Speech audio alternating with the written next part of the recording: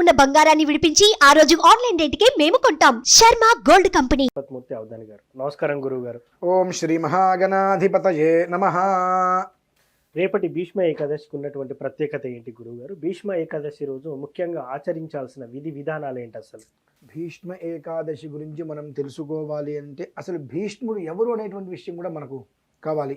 ఆయనకి ఆ పేరు ఎందుకు వచ్చింది, ఆ పేరు రావడానికి ఆయన చేసినటువంటి సాధన ఏంటి అనేటువంటి విషయాలు కూడా మనకు తెలియాలి. గాంగేయుడు ఆయన పేరు, గంగాతనయుడు. ఓకే. 7 సంతానం పుట్టిన వాళ్ళను పుట్టినట్టే గంగలో వదిలేస్తూ ఉంటే ఆయన బాధపడతాడు. 8వ సంతానాన్ని కూడా గంగలో వదిలేయడానికి వెళ్తుంటే గంగాదేవి అప్పుడు అడుగుతాడు మహారాజు గారు, అందరినీ నువ్వు గంగలో విడిచిపెట్టేస్తుంటే నేనేం కావాలి అని అడుగుతాడు. దానికి ముందేం జరుగుతుంది అంటే ఆమెను వివాహం చేసుకునేటప్పుడు నా ఇష్టం వచ్చినట్టుగా నేనుంటా, నేను ఇష్టపడిన దానికి కానీ నేను అనుకున్న దానికి కాదు అంటే నేను విడిచి వెళ్ళిపోతా అంటుంది. 7 సంతానం కలిగేంత వరకు ఆయన ఏమంటే తనను విడిచి వెళ్ళిపోతుందో అని చెప్పి మాట్లాడాడు. 8వ సంతానం కూడా కలిగిన తర్వాత అతన్ని కూడా గంగలో వదిలిపెట్టడానికి వెళ్తుంటే అప్పుడు అడుగుతాడు, నియమానుసారము నేను చేసేటువంటి పనికి అడ్డొచ్చావు కాబట్టి నిన్ను విడిచి వెళ్ళిపోతున్నాను, ఇప్పుడు చెబుతున్నాను విను. ఒక మహర్షి శాపవశాత్తు వసువులు 8 మంది అష్టవసువులు అని మనకు అంటూ ఉంటారు. ఆ వసువులు 8 మంది కూడా నా గర్భాన్ని జన్మించి విముక్తులవుతారు. అందులో 8వ వాడు గాంగేయుడు. వాడు నీకు చక్కర ఆశ్వాసన ఆనందాన్ని కలిగిస్తాడు, వాడికి విద్యాబుద్ధులు నేర్పి నీ దగ్గరికి పంపిస్తాను అని చెప్తాడు. ఆయన భీష్ములు వారండి. జగత్ప్రభుం దేవదేవమనంతం పురుషోత్తమం అని చెప్పి మనకి విష్ణు సహస్రనామం గురించి కూడా చాలా అద్భుతంగా చెప్పబడింది. ఆయన ఏం చెప్పాడనేటువంటిది కూడా చెప్పబడి ఉంది. ఆయన తండ్రి గురించి అని చెప్పి వివాహం చేసుకోవడం మానేస్తాడండి. ఆయన అంటే చక్కటి వయస్సు వచ్చి, ఇవాళ రోజులు ఎవరిలా ఉండట్లా, చక్కటి వయస్సు వచ్చి వివాహం చేసుకుందామన్న పరిస్థితులలో తన తండ్రి వివాహం చేసుకోవాలని చెప్పి ఒక ఆమె మీద మనసు పడ్డాడని చెప్పి ఆమెను తీసుకొచ్చి వివాహం చేయడం కోసం కొడుకు వీళ్ళు అడిగితే, నా కొడుక్కి కలిగినటువంటి బిడ్డల్నే రాజుగా ప్రకటిస్తాను అంటే ఇస్తాను అని అంటారు. దానికి సిద్ధపడి తీసుకొచ్చి తండ్రికి వివాహం చేస్తాడు.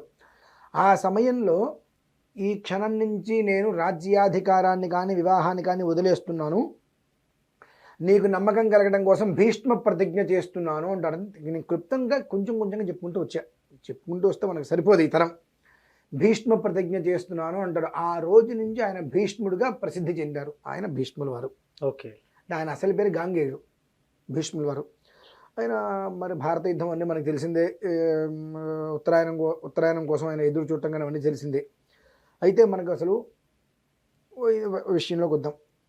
భీష్మ ఏకాదశి రోజు నాడు ఏం చేయాలి, ఏం చేసినా చేయకపోయినా చక్కగా ఆయన నోటి నుంచి వచ్చినటువంటి విష్ణు సహస్రనామం, శాంతాకారం భుజగశయనం పద్మనాభం సురేశం విశ్వాకారం గగన సదృశం మేఘవర్ణం శుభాంగం లక్ష్మీకాంతం కమలనయనం యోగి హృద్యానగమ్యం వందే విష్ణుం భవభయహరం సర్వలోకైకనాథం మేఘశ్యామం పీతకౌసేయవాసం శ్రీవత్సాంకం కౌస్తుభోద్భాసితాంగం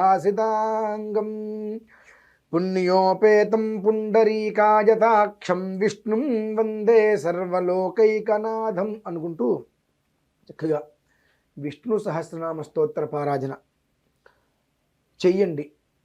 వినటం కన్నా చేయటం చాలా శ్రేయస్కరం. ఎలా చేయటము అంటే టేబుల్ రికార్డులో మనకు వస్తాయి, అది పెట్టుకొని కళ్ళతోటి చదవండి. ఓకే.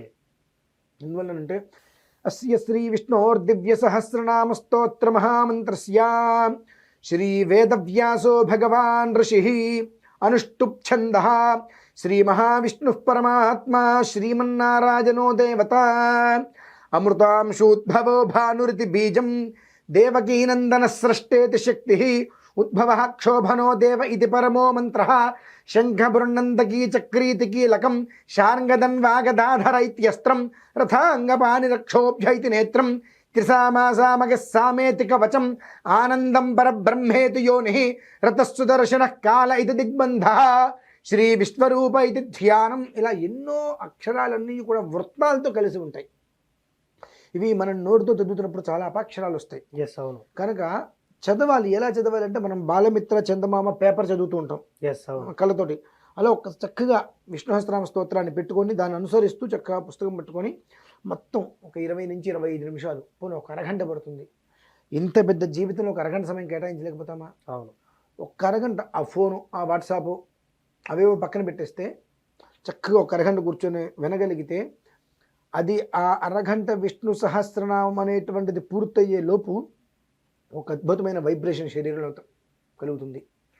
మనకు తెలియకుండానే శరీరం మొత్తం అంతా కూడా మనకు ఒక్కోసారి రోమాలు నిక్కబరుచుకుంటూ ఉంటాయి.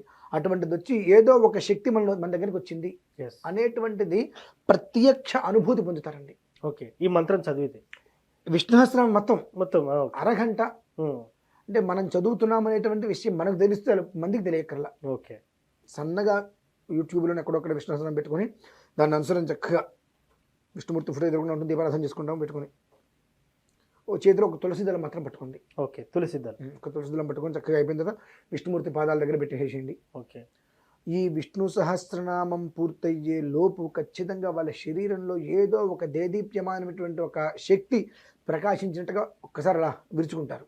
ఓకే, అది మాత్రం ఖచ్చితంగా ఆచరించిన వాళ్ళు మాత్రం అంతర్ముఖంగా భక్తి ప్రేమ అనేటువంటి మనస్సులో ఉంది ఎవరైతే ఆచరిస్తారో వాళ్ళు ఖచ్చితంగా కామెంట్ రాయగలుగుతారు.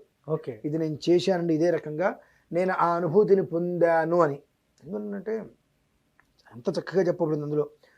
వనమాలి గదీశార్ఘీ శంఖీ చక్రీ చనందకీ శ్రీమాన్నారాయణో విష్ణు వాసుదేవోభిరక్షతు కేనోపాయేన లఘున. ఎవరు చెప్పారు? అది సాక్షాత్తు పార్వతీ అమ్మవారు చెప్పిందండి. ఓకే, కేనోపాయేన లఘున, ఏ కారణం చేతైనా ఏ ఉపాయం ద్వారా అయినా సరే కొంచెమైనా విష్ణు సహస్రనామం వినే ప్రయత్నం చేసిన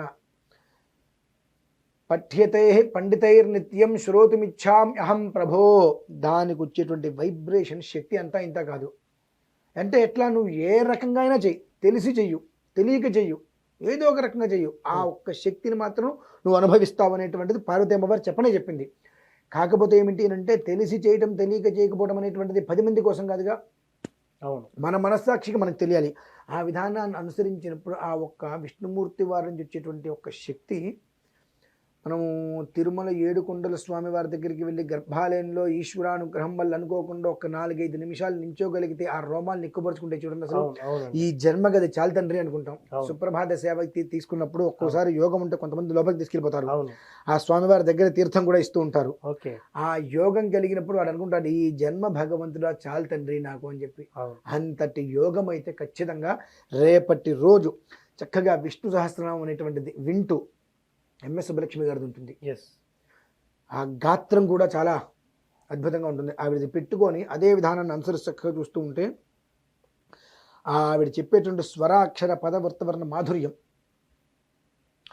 వీళ్ళు వినేటువంటి విధానం, ఆ దృష్టి కేంద్రీకరించడం, మనస్సుని అదుపులో పెట్టుకోవడం, ఇంద్రియాలని దగ్గర పెట్టుకోవడం, దృష్టి అనేటువంటిది ఎక్కడా లేకుండా కేవలం అక్కడే ఉంచడం అనేటువంటి దానివలన ఆ ఏకీకృతంగా దృష్టిని అక్కడ కేంద్రీకరించడం మూలాన ఆ ఒక్క శ్రీమన్నారాయణుడు ఓం నమో నారాయణాయ అనేటువంటిది 8 అక్షరాలకి కూడా ఆపాదించి ఉన్నటువంటి అష్టాక్షరి మహామంత్ర స్థాపకుడైనటువంటి ఆ అష్టాక్షరి మహామంత్రానికి యజమాని కూడా ఎవరు? విష్ణుమూర్తి. ఆయన ఇచ్చేటువంటి ఒక అమితమైన శక్తి ఉంటుంది చూశారండి. మనకు ఇంట్లో ఏమీ లేకపోయినప్పటికీ కూడా సుగంధ పరిమళమైనటువంటి పచ్చకర్పూరం సువాసన కూడా మనకు తగులుతుందండి. దీనివల్ల జరిగేది ఏమిటని అందరికి డౌట్ వస్తుంది. అవును, ఇంత చేస్తాము, భీష్మ ఏకాదశికి ఏంటండి అని వస్తుంది. ఆ భీష్ములు వారు ఏ రకంగా ప్రతిజ్ఞ చేసి ధర్మం కోసం రాజ్యాన్ని అన్నిటిని వదిలేసుకుని ధర్మం కోసం అయితే ఉన్ని మోక్షం పొందారో ఆ రకమైన మోక్ష ప్రాప్తి వీళ్ళకి కలుగుతుందండి. సూపర్ సార్, నిజంగా ఏకాదశి ప్రత్యేకత, చదవాల్సిన మంత్రం కళ్ళతో చదవాలి, నోటుతో కదని చాలా చక్కగా చెప్పారు. Thank you very much. ఇది వాటి కార్యక్రమం. మరో కార్యక్రమంలో మళ్ళీ కలుద్దాం. Thank you.